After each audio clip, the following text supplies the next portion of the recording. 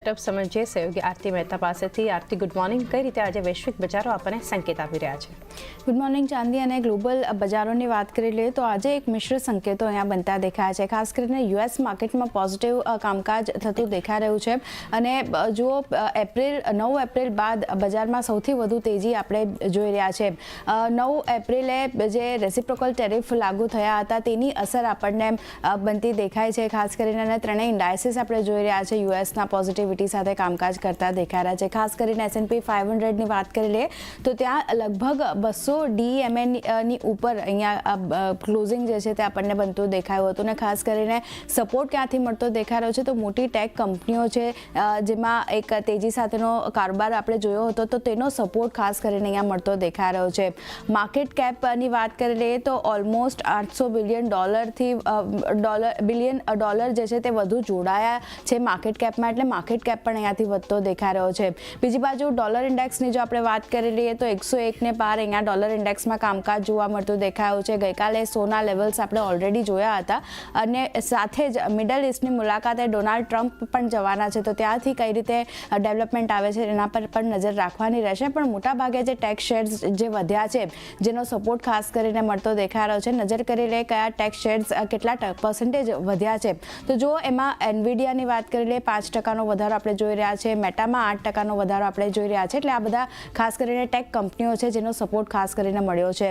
હવે બીજી બાજુ યુએસ ચાઇના વચ્ચે જે ડીલ થઈ છે એને કારણે પણ માર્કેટની સ્થિતિ જે સુધરતી જોવા મળતી દેખાઈ રહી છે। વાત કરી લઈએ તો જો યુએસના પ્રોડક્ટ પર 10% ટેક્સ અહીંયાથી ચીન લગાવતું જોવા મળશે। અગાઉ 125% ટેક્સ હતું એની એટલે એ ઓછું કરીને હવે માત્ર 10% ટેરિફ લગાવવાનો નિર્ણય કરવામાં આવ્યો છે। બીજી બાજુ ચાઇનાના પ્રોડક્ટ પર યુએસ જે છે ત્યાંથી 30% ટેક્સ લગાવશે। અહીંયા અગાઉ 145% ટેક્સ હતો જે ઘટાડીને હવે 30% કરવામાં આવ્યો છે। બીજી બાજુ ટ્રમ્પે ચીન સાથે ડીલને ઐતિહાસિક ગણાવી છે અને ચાઇનાનું પણ કહેવું છે કે ડીલ જે છે તે મોટી જીત ચાઇના તરફથી પણ એવું કહેવામાં આવ્યું છે કે આ એક જીત બનતી દેખાઈ રહી છે।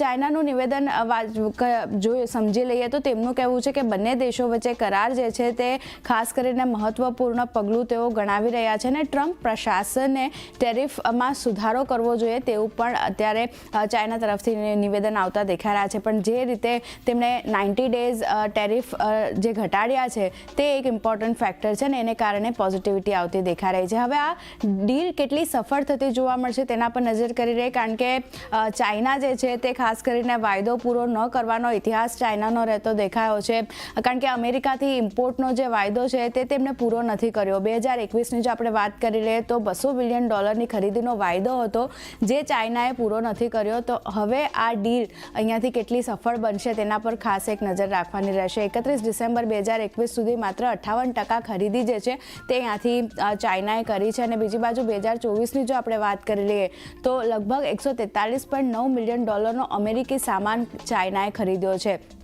એટલે ચાઇનાનો ઇતિહાસ છે કે ડીલ અહીંયાથી તેમણે પૂરી નથી કરી, તો હવે આ ડીલ કઈ રીતે અહીંયાથી ડેવલપ થાય છે તેના પર નજર રાખવાની રહેશે। પણ જે મોટા જાણકારો છે તેમનું યુએસ માર્કેટ માટે ખાસ કરીને શું કહેવું છે એના પર પણ નજર કરવાની રહેશે, કારણ કે તેઓ માની રહ્યા છે કે અમેરિકામાં મંદીનું સંકટ જે છે તે હજી ટળ્યું નથી અને ચાઇના સાથે ડીલ જે છે તે ખાસ કરીને હજી અસ્થાયી પગલાં જેવું જ લાગી રહ્યું છે। એટલે કોઈ નક્કર નિવેદન જે છે કે નક્કર પગલાં જે છે તે અહીંયાથી ન ગણી શકાય અત્યારે જે ડીલ થઈ રહી છે એને લઈને।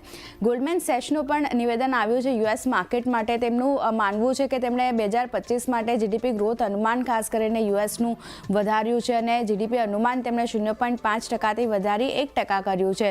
બીજી બાજુ મંદીની આશંકા તેમણે ઘટાડી છે, જો 45%થી મંદીની આશંકા ઘટાડીને 35% હવે તેઓ કરી રહ્યા છે તો ગોલ્ડમેન સેશ તરફથી એક પોઝિટિવ નિવેદન આવતા દેખાયા છે। પણ ફાર્મા સ્ટોક્સ ફોકસમાં એટલા માટે કારણ કે ગઈકાલે આપણે જોયું હતું સમાચાર આવ્યા હતા ટ્રમ્પ જે છે તે એક્ઝિક્યુટિવ ઓર્ડર પર સાઇન કરશે અને ટ્રમ્પે આ એક્ઝિક્યુટિવ ઓર્ડર પર હવે સાઇન કરી લીધા છે અને કંપનીઓને સ્વેચ્છાએ કિંમતો ઘટાડવા કહ્યું છે। ટ્રમ્પે જો કંપનીઓ જો આવું નથી કરતી, કિંમતો ઓછી નથી કરતી, તો પછી તેમના પર કાર્યવાહીની ચેતવણી પણ ટ્રમ્પ તરફથી આવતી દેખાઈ રહી છે. હવે ટ્રમ્પ જે છે તે તેમના પહેલા કાર્યકાળમાં પણ આ જાતના પગલાં જે છે તે તેમણે લીધેલા છે, પણ કાનૂની પડકારોને કારણે તે અમલમાં મૂકવામાં નથી આવ્યા. એટલે ફરી તેઓ જે રીતે ખાસ કરીને કાર્યકાળમાં આવ્યા છે તો તેમણે આ નિવેદન જે છે, ચેતવણી જે છે ખાસ કરીને આવતી દેખાઈ રહી છે. અને ફાર્મા કંપનીઓને દવાની કિંમતો ઓછી કરવા માટેના જે આદેશ છે તે આપવામાં આવ્યા છે તેમના તરફથી. બીજી બાજુ વાત કરી લઈએ તો ઘણા બધા ઇમ્પોર્ટન્ટ ડેટા આજે મહત્વના રહેશે, એના પર નજર કરી લઈએ તો અમેરિકાના રિટેલ મોંઘવારીના ડેટા આવશે, એના પર ફોકસ રાખવાનું રહેશે. બજારના એપ્રિલમાં મોંઘવારી વધવાની આશંકા જે બનતી દેખાઈ હતી, તો હવે કઈ રીતે અહીંયાથી ડેટા આવે છે ઇન્ફ્લેશનને લઈને ત્યાં એક નજર રાખવાની રહેશે. મોંઘવારી દર જો 0.3% મંથ ઓન મંથ અને 2.3% યર ઓન યર રહેવાની આશંકા બનતી દેખાઈ રહી છે. અને સાથે જ કોર CPIની વાત કરી રહી તો ત્યાં પણ જો 2.8% યર ઓન યર રહેવાની આશંકા બનતી દેખાઈ રહી છે. તો આ મોંઘવારી ડેટા આજે કઈ રીતે આવે છે તેના પર ખાસ એક નજર રાખવાની રહેશે. પણ ઓવરઓલ એશિયન માર્કેટની વાત કરી લઈએ ત્યાંથી પણ પોઝિટિવ સંકેતો આપણને આવતા દેખાઈ રહ્યા છે, જ્યાં તાઇવાન કોસ્પી નિકેઈમાં જો 1%થી વધુની અપસાઇડ આપણને બનતી દેખાઈ રહી છે. માત્ર હેંગસેંગ થોડું ઘણું દબાણ બતાવી રહ્યું છે, પણ સ્ટ્રેટ ટાઈમ્સ અને શેંઘાઈ એટલે એશિયન માર્કેટ તરફથી કહી શકાય પોઝિટિવ સંકેતો મળતા દેખાઈ રહ્યા છે. ગિફ્ટ નિફ્ટી શરૂઆતી કારોબારમાં થોડી ઘણી નેગેટિવિટી અહીંયા બનતી દેખાઈ હતી. અત્યારે જો 126 પોઈન્ટ્સ જેટલી વેચવાલી સાથે અહીંયા ઇન્ડિકેશન મળતું દેખાઈ રહ્યું છે. અને લેવલ સ્પેસિફિક 24,918ના લેવલ્સ અત્યારે ગિફ્ટ નિફ્ટી તરફથી બની રહ્યા છે. તો ગઈકાલે જે રીતે આપણે જોયું હતું ગેપ અપ ઓપન થયા હતા, આપણે ખાસ કરીને જે રીતે સંકેતો બનતા દેખાયા હતા, ભારત પાકિસ્તાન વચ્ચે જે સીઝફાયર ના સમાચાર આવ્યા હતા એને કારણે પોઝિટિવિટી આપણે ઓવરઓલ માર્કેટમાં જોઈ હતી. પણ આજે જે રીતે અતિ સંકેતો મળતા દેખાઈ રહ્યા છે, થોડું ઘણું નેગેટિવ અને પ્રોફિટ બુકિંગ ખાસ કરીને આજના દિવસે આપણને જોવા મળી શકે છે. જી આરતી, આભાર.